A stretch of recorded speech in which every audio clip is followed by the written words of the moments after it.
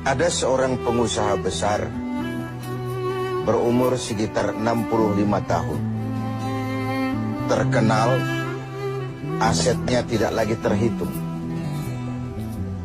Satu hari, pengusaha kita ini bertemu dengan seorang teman wartawan.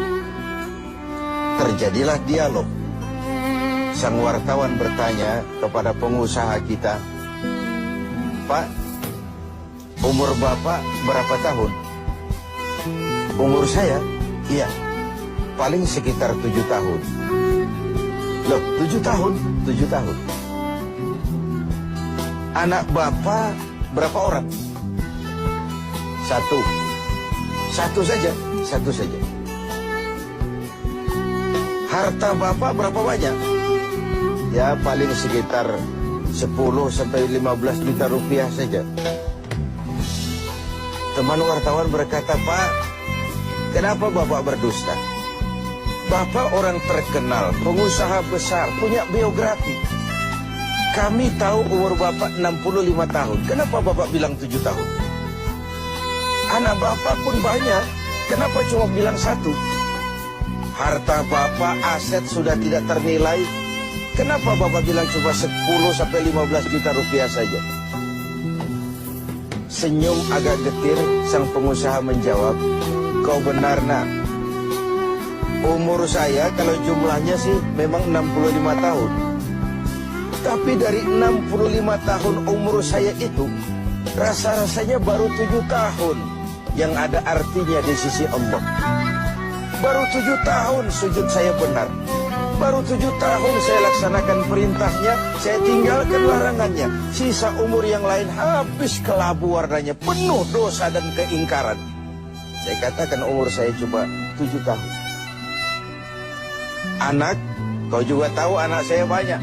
Tapi dari sekian banyak anak ini, rasanya cuma 1 yang akan jadi buah hati, belahan jantung, pelanjut cerita, penerus sejarah, anak soleh yang akan mendoakan orang tuanya. Yang lain susah diurus anak saya." "Oh gitu toh." "Iya." "Mengenai harta, Pak, kau juga benar. Harta saya, aset saya sudah sulit dihitung lah.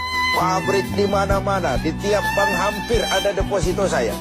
Tapi dari sekian banyak harta itu yang saya ingat, baru sekitar 10 sampai 15 juta yang saya belanjakan di jalan Allah. Saya sumbangkan masjid, saya bantu pesantren, saya bantu yatim piatu. Dan itu yang akan jadi milik saya yang sebenarnya, yang akan saya bawa menghadap Allah, saya bawa ke alam kubur. Yang lain akan jadi rebutan ahli waris sesudah." Jangan-jangan orang tua tadi adalah kita-kita ini. Jangan-jangan kita-kita ini adalah orang tua tadi. Tapi yang pasti, jangan sampailah kita seperti orang tua tadi itu. Dari sekian banyak umur yang diberikan, berapa yang punya nilai di sisi Allah? Dari sekian banyak anak titipan Allah kepada kita, berapa yang akan jadi anak soleh, buah hati, belahan jantung, pelanjut cerita, penerus sejarah? Dan dari sekian banyak harta kita, berapa yang sudah kita belanjakan di jalan Allah, yang artinya akan jadi milik kita yang sebenarnya? Banyak ketidakadilan yang terlepas dari pengadilan dunia. Sering orang-orang yang berbuat kebaikan tidak mendapat perlakuan yang pantas di dunia ini. Sering kehidupan jadi rancu. Yang benar dikhianati, pengkhianat dibenarkan. Yang tuntunan dijadikan tontonan, yang tontonan malah dijadikan tuntunan. Untunglah ada akhirat. Bukan sekedar melepas diri dari ketidakberadayaan kita menghadapi sistem, tapi cermin bahwa tidak satu ketidakadilan yang bagaimanapun kecilnya yang terlepas dari pengadilan dunia akan terlepas juga di pengadilan akhirat nanti. Inilah keadilan.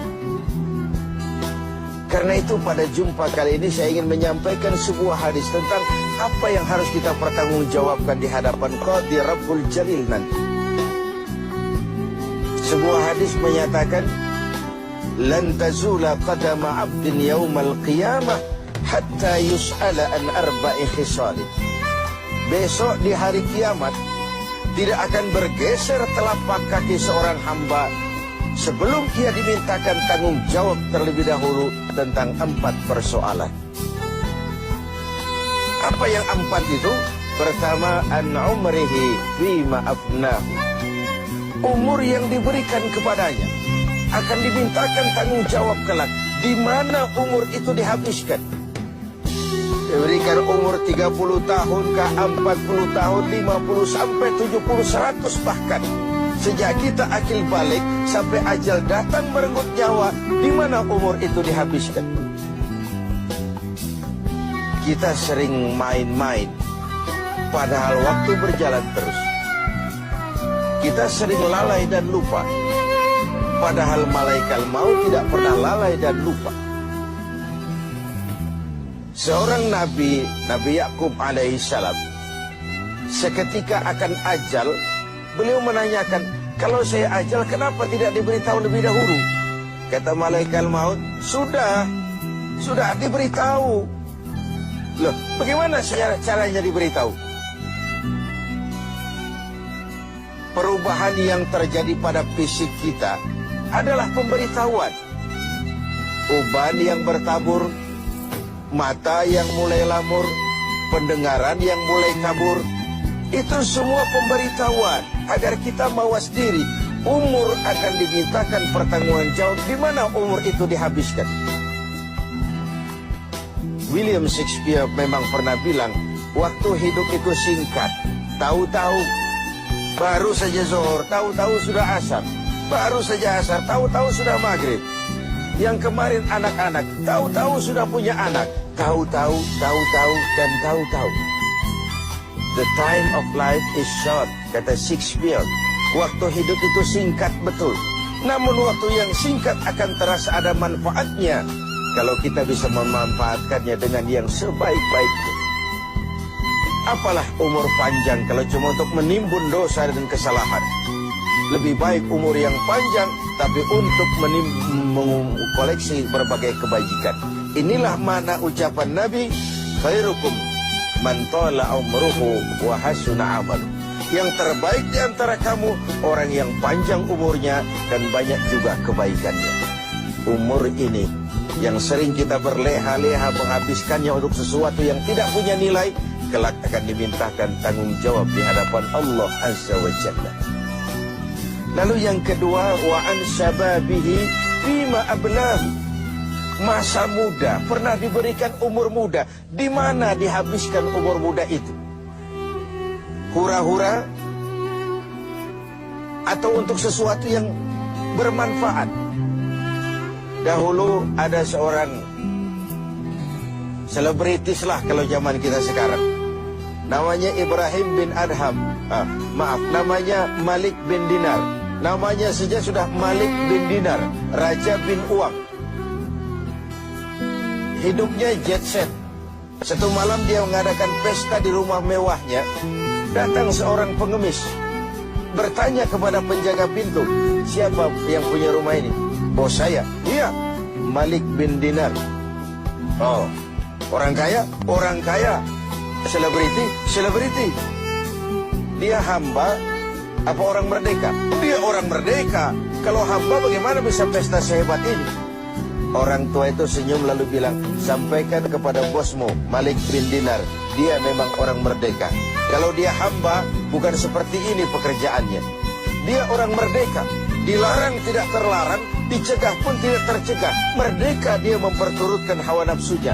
Kalau dia hamba Allah, bukan begini pekerjaannya. Menghabiskan waktu untuk pesta hura-hura, sesuatu yang tidak ada gunanya. Ini disampaikan kepada Malik bin Dinar, dia tercenung mendengar orang tua yang misterius itu. Malamnya dia bermimpi kiamat datang. Dia masukkan ke dalam neraka. Karena itulah lalu dia bertobat dan kemudian menjadi ahli sufi yang terkenal, Malik bin Dinar. Masa muda akan dimintakan tanggung jawab. Yang ketiga, wa an ilmihi maza amilan. Ilmu yang dimilikinya, kemana ilmu itu diamalkan? Untuk mencerdaskan orang atau untuk membodohi orang yang memang sudah bodoh? Untuk membimbing umat atau menyesatkan orang lain? Agar hamba menjadi hamba Allah atau agar orang menghambakan dia? Ilmu akan dimintakan pertanggungan jawab.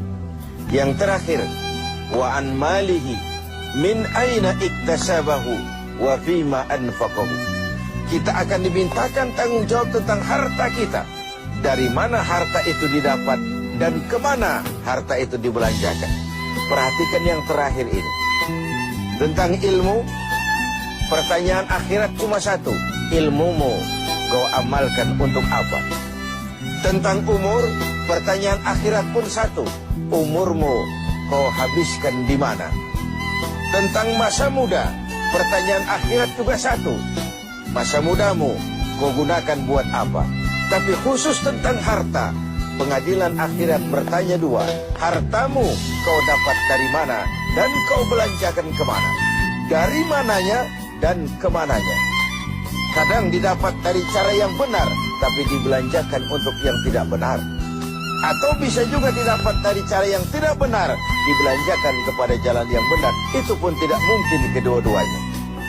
Pemirsa TV7 yang berbahagia, mudah-mudahan kita tidak bernasib seperti orang tua pengusaha di awal pertemuan kita ini. Semoga kita menjadi orang yang bisa mempertanggungjawabkan baik umur, masa muda, ilmu pengetahuan, dan harta yang dititipkan Allah kepada kita. Tidak satupun yang akan luput dari pengadilan akhir.